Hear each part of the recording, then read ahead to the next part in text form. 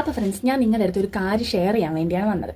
വേറെ ഒന്നുമല്ല കേട്ടോ. ഞാൻ എൻ്റെ ഹസ്ബൻഡിൻ്റെ വീട്ടിൽ കല്യാണം കഴിച്ച് വന്ന സമയത്ത് ഇവിടെ ഒരു കണിക്കൊന്ന മരം നിൽപ്പുണ്ടായിരുന്നു കേട്ടോ. അപ്പോൾ ഇവിടെ വന്ന സമയത്ത് ഞാൻ അമ്മയോട് ചോദിച്ചമ്മേ ഇതിൽ പൂ ഉണ്ടായിട്ടുണ്ടോ എന്ന് ഇവിടുത്തെ അമ്മയോട് ഞാൻ ചോദിച്ചു. അപ്പോൾ അമ്മ പറഞ്ഞില്ല മോളെ, ഇതുവരെ ഇതിനകത്ത് പൂ ഉണ്ടായിട്ടില്ലാണ്. അപ്പോൾ എനിക്ക് അതിലൊന്ന് പൂ ഉണ്ടായി കാണുന്ന അതിയായ ആഗ്രഹം. അപ്പോൾ ഇങ്ങനെ പൂ ഉണ്ടായി കാണുമെന്ന് ഇങ്ങനെ ആലോചിച്ച് ഞാൻ വിഷമിച്ചിരുന്ന സമയത്ത് ഞാൻ എൻ്റെ അമ്മയെ വിളിച്ചപ്പോൾ ഞാൻ പറഞ്ഞമ്മേ ഇവിടെ ഒരു കണിക്കൊന്ന നിൽപ്പുണ്ട്, അത് ഇതുവരെ പൂത്തിട്ടില്ല, അതൊന്ന് പൂത്ത് എനിക്ക് കാണണമെന്ന് പറഞ്ഞു. അമ്മ പറഞ്ഞു ഒരു കാര്യം ചെയ്യും, നീ അതിൻ്റെ മുട്ടി ചെന്നിട്ട് എന്നോട് പറയണം ഈ കൊല്ലം പൂത്തില്ല എങ്കിൽ നിന്നെ വേരോടെ അങ്ങ് വെട്ടി ഞാൻ കളയും എന്ന് പറഞ്ഞേക്കണം എന്ന് പറഞ്ഞു. ഒന്ന് പേടിപ്പിക്കാൻ പറഞ്ഞു.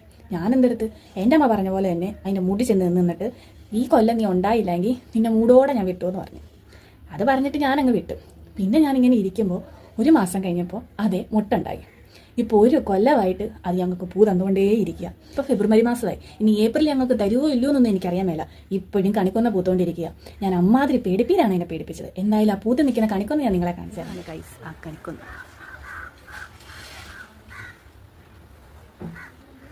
അപ്പം നിങ്ങൾ കണ്ടില്ലേ ഞാൻ പേടിപ്പിച്ച കണിക്കൊന്ന പൂത്ത് നിൽക്കുന്നത് എങ്ങനെയാണ്. അപ്പോൾ ഇനി ആർക്കെങ്കിലും നിങ്ങളുടെ വീട്ടിൽ എന്തെങ്കിലും ചെടികളോ മരങ്ങളോ കായ്ക്കാതെയോ പൂക്കാതെയോ ഒക്കെ ഇരിക്കുന്നുണ്ടെങ്കിൽ എന്നെ സമീപിച്ചാൽ മതി. ഞാനത് വന്ന് എല്ലാവർക്കും പൂപ്പിച്ച് കായ്പ്പിച്ചൊക്കെ തരുന്നതായിരിക്കും. ഞാൻ പൈസ ഒന്നും ചോദിക്കത്തില്ല കേട്ടോ. അത് എൻ്റെ ഒരു സന്തോഷമായിട്ടേ ഞാനത് കാണുന്നുള്ളൂ. ഇങ്ങനെ പൂക്കാതെ നിൽക്കുന്ന ചെടികളെ പൂപ്പിക്കുക, കായ്ക്കാതെ നിൽക്കുന്ന മരങ്ങളെ കായ്പ്പിക്കുക എന്നൊക്കെ ഉള്ളത് എൻ്റെ ഒരു ഹോബി അല്ല, എൻ്റെ ഒരു എൻ്റർടൈൻമെൻ്റ് ആയിട്ടേ ഞാൻ അതിനെ കാണുന്നുള്ളൂ. അപ്പോൾ ആർക്കെങ്കിലും അങ്ങനെയൊക്കെ ഉണ്ടെങ്കിൽ എന്നെ മെസ്സേജ് അയച്ചാൽ മതി, ഞാൻ വന്ന് ചെയ്തു തരുന്നതായിരിക്കും. അപ്പം ബൈ.